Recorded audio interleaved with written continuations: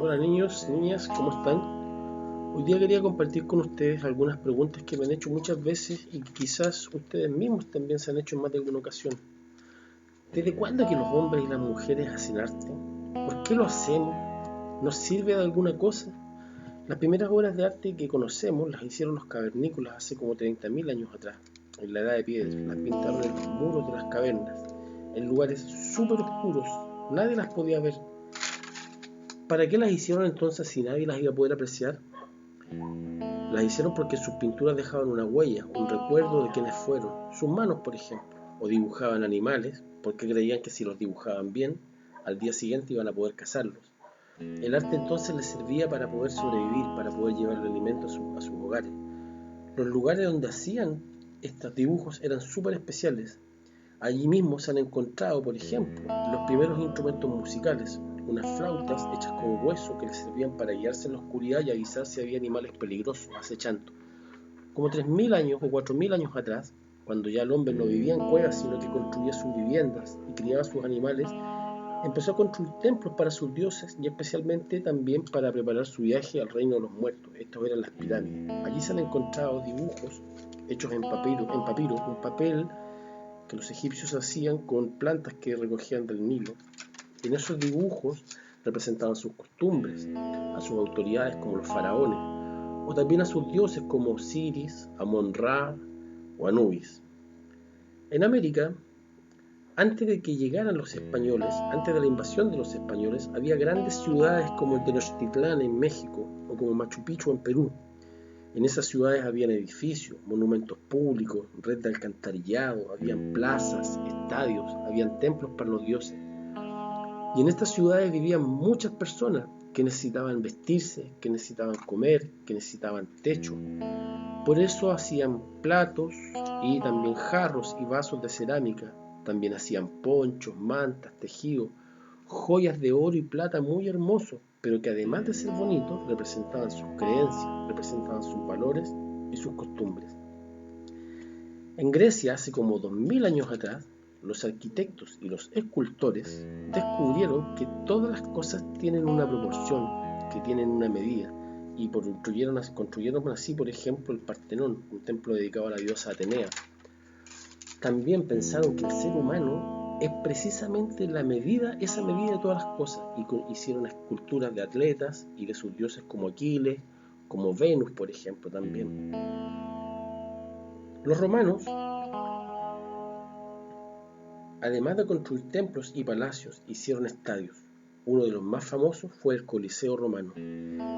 Ellos hicieron también retratos de sus emperadores, estatuas, pintaban las casas con escenas de la vida cotidiana y monumentos para recordar el origen de la ciudad, como la estatua de los fundadores Rómulo y Remo, que según la leyenda los crió una loba y que fue ella la que los amamantó. En la época de Nerón, que fue un emperador que persiguió a los cristianos, estos se escondían en las catacumbas, en los subterráneos de la ciudad, y en ellos pintaban sus creencias, imágenes de Cristo representado como el buen pastor, por ejemplo, o también de sus milagros como la multiplicación de los panes y los peces.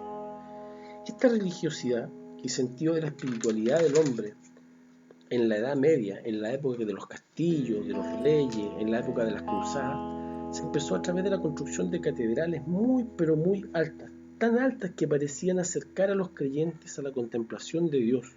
En las catedrales pusieron vidrios de colores que se llamaban vitrales para dejar entrar la luz a la que consideraban divina, y también les ponían gárgolas en las murallas, como las que se ven en la película El jorobado de Notre Dame, gárgolas que servían para proteger a las catedrales de los malos espíritus.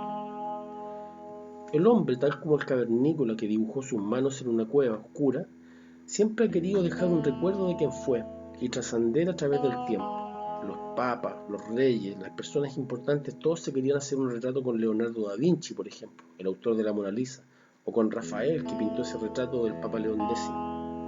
El cuerpo humano, tal como pensaban los griegos, sigue siendo un motivo muy especial para hacer arte, como si fuera efectivamente la medida de todas las cosas. En este cuadro de Botticelli, por ejemplo, que representa el nacimiento de Venus, la diosa del amor, o también para representar escenas de la vida cotidiana, como la ronda de noche de este capitán de una tropa que se llama La Ronda Nocturna, que es un cuadro de Rembrandt. también para exaltar a un personaje importante, como lo hacían los romanos y los egipcios. Por ejemplo, en este cuadro, donde aparece Napoleón coronándose a sí mismo emperador de Francia, o también acontecimientos políticos como la Revolución Francesa, que lo pintó este famoso cuadro, lo pintó el pintor Eugène Delacroix.